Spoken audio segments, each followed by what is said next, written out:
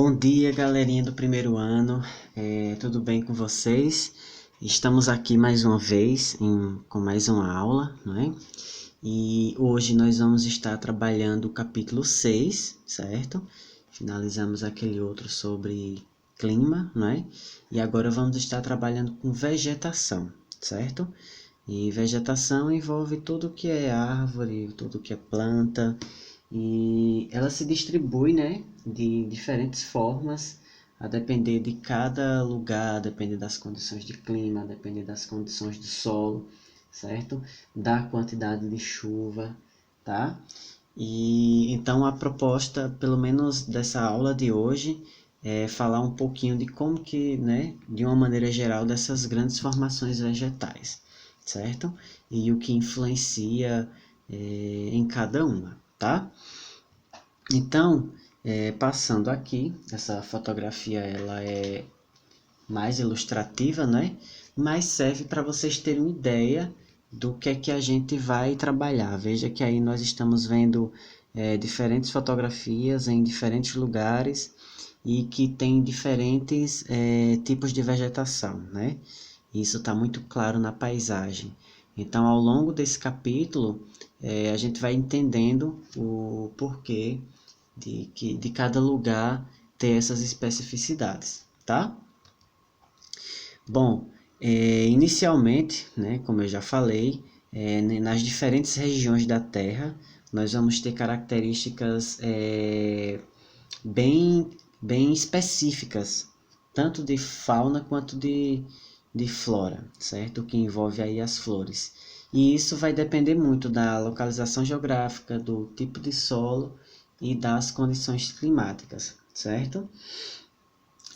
Há também, né, vários e vários ambientes que encontram-se bastante alterados.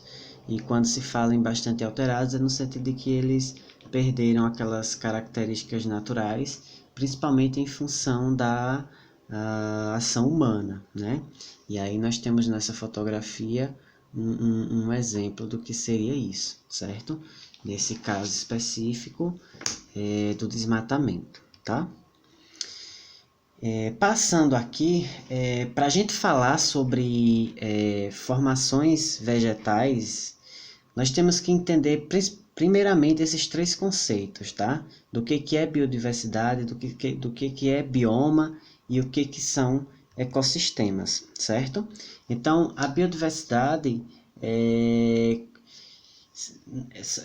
significa, né, vai levar você a pensar numa variedade, tanto de seres vivos, né, quanto de plantas, de todas as origens, certo? Em um determinado lugar, né? Que envolve vários lugares, na verdade. A biodiversidade envolve essa questão de realmente haver a diversidade de seres, tá? Em determinados ambientes. Já os biomas, o biomas ele é uma unidade biológica, certo? Está restrito apenas a um espaço geográfico, por exemplo, o bioma Caatinga, né?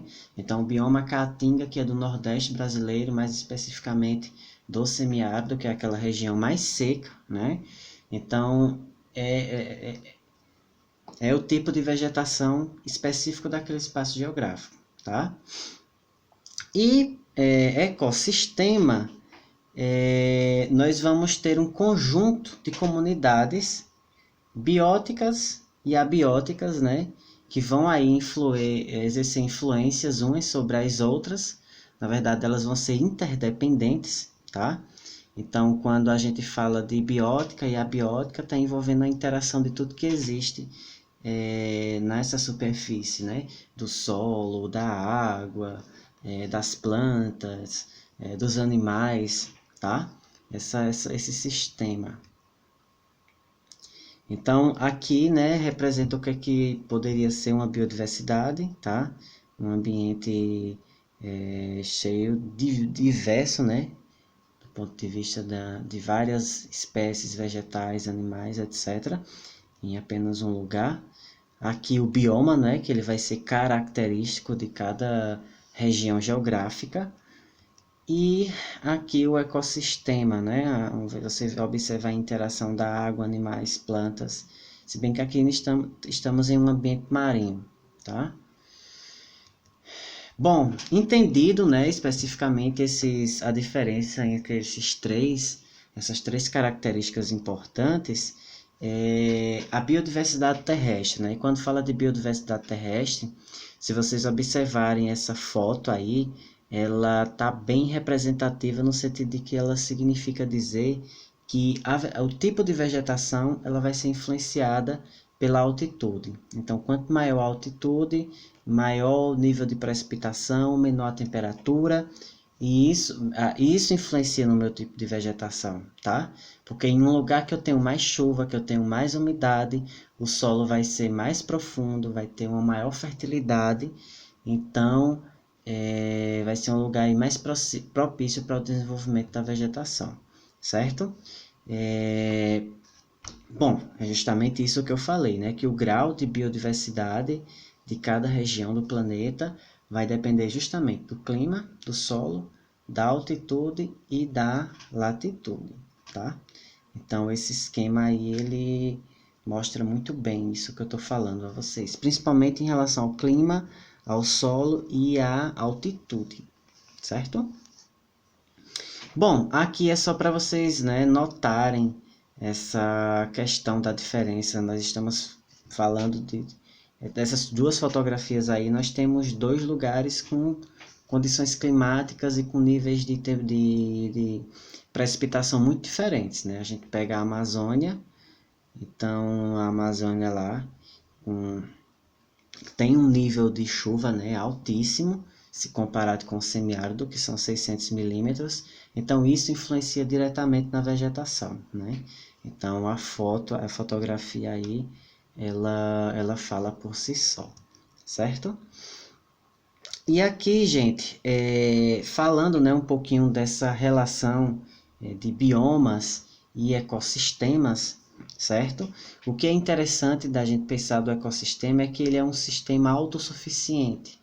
Então, nós vamos ter aí a interação, né, dos elementos bióticos, como a fauna e a flora, e os elementos abióticos do solo, do clima e a água, e vocês podem perceber que eles realmente estão aqui em interação. Eles estão em um sistema em interação, certo? Essa outra questão aqui, ela é importante que o livro de vocês traz, né?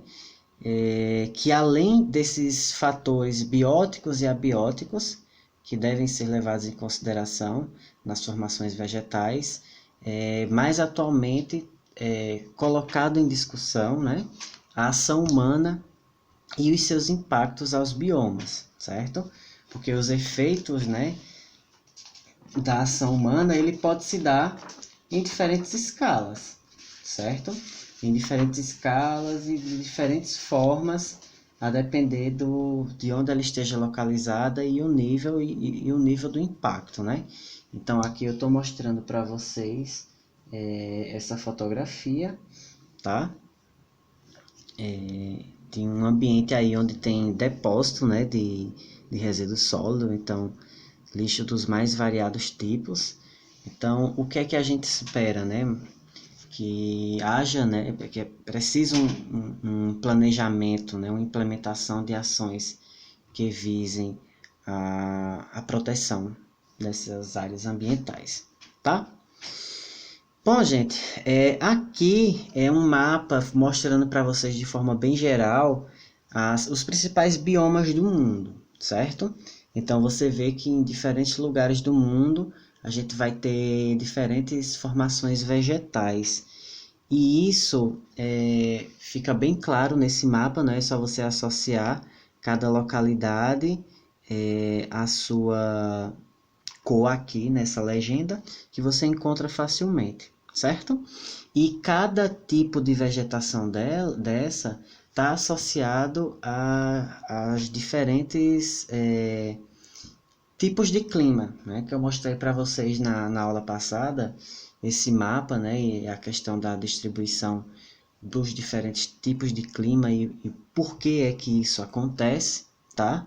Então veja que uma coisa está ligada à outra, né? Se a localização geográfica, por algum motivo, faz com que perto da linha do Equador seja mais quente em função dos raios solares, né? Então isso influencia no clima, o clima, por sua vez, vai influenciar também na vegetação, certo, gente? Então, assim, o ideal de vocês entenderem ao longo desses conteúdos e ao longo desses capítulos é de que quando a gente fala desses elementos da natureza, do clima, da água, das plantas, certo? Na verdade, eles funcionam sempre de maneira integrada. Basta a gente observar essa fotografia aqui, ó. Eu voltei para mostrar a vocês, né? Isso aqui nós temos a água, nós temos os animais, nós temos as plantas, o solo, etc. Isso é um exemplo de um sistema, né? Dos sistemas ambientais que são interligados, que são integrados, tá? Então, gente, é isso que eu tinha para mostrar para vocês hoje, tá? Muito obrigado pela atenção de vocês e qualquer dúvida já sabem que é só comentar lá no Google Sala de Aula, tá? Então, bom dia a todos e uma boa atividade.